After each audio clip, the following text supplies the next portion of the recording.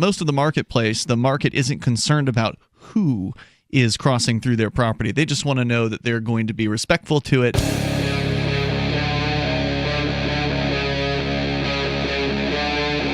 Free Talk Live. Well, let's go to Emerson on the line, on that one of those Discord lines. Go ahead, Emerson, calling from Michigan.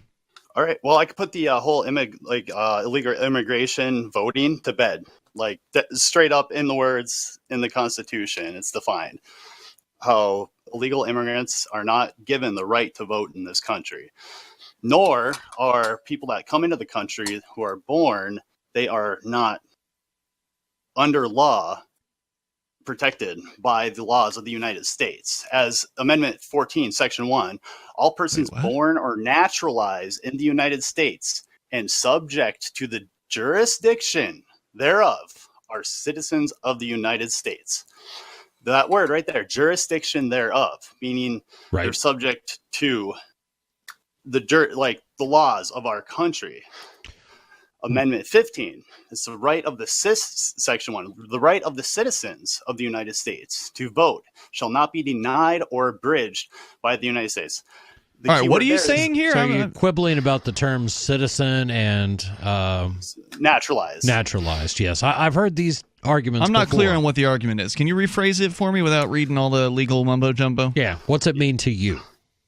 To me, it just means illegal immigrants, they're not given the right to vote in our country. And this Democratic side that seems like they want to open borders, thinking a bunch of people coming in illegally and just letting them vote, that's straight up, that's completely illegal. Like, that's in the books. It's been ruled on by the Supreme Court as well, where they put it to bed in like more clear present day. Well, I don't think anybody should be able to vote, honestly. I think that we should just abolish the government entirely and forget about this whole voting government thing.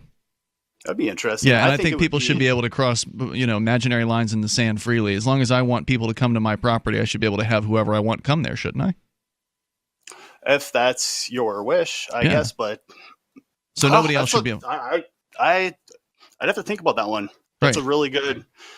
Because I believe in freedom, right? Like, I believe in the freedom to travel, and if person from another part of the world wants to come to another person's part of the world, and they have permission from the person, whose property that is owned, that wants them to come there, then why should anybody else have any say about that? Well, one would argue that in a libertarian society, all property would be owned by someone, so they would have to get permission every step of the way.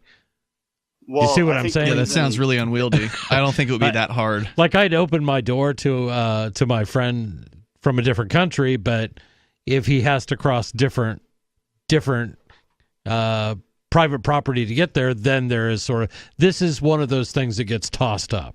Sure. So but how the do reality they get is from...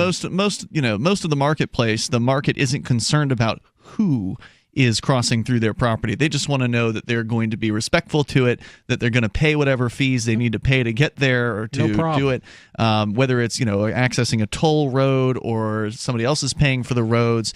The road owners probably aren't going to care where those people are coming from. They just want them on the road so they can see the advertising, or they can raise their rates that they're charging the businesses that are on the road or whatever. So I don't think it's going to be what you're talking about, where you've got to stop everywhere and ask everybody if it's okay if you go somewhere. I'm just throwing out common objections to that line of thought. Emerson? The only issue I can see with that is that would be great if the world ran by that and had good morals to associate where they went. But the problem with that, which I think government has a use, is the fact that not, everywhere has different beliefs, and to protect the people inside, you don't want a bunch of radicals coming over just because with totally different beliefs, maybe they think well, that's why we need to have people who have different beliefs sort of separate themselves voluntarily. All right. So the people who hate Howard Schultz should go and move to California. Right. The people who love Trump should go and move to Texas or something like that. The people that love liberty ought to move to New Hampshire. Right. And then everybody else can move to wherever it is. The Mormons can go to Utah, the hippies into Vermont, or wherever it is. Go to where people agree with you. And thank you, Emerson. Good call tonight. I appreciate it, man. So the toll-free number here, if you want to join us, 855-450-FREE. Go to where people agree with you.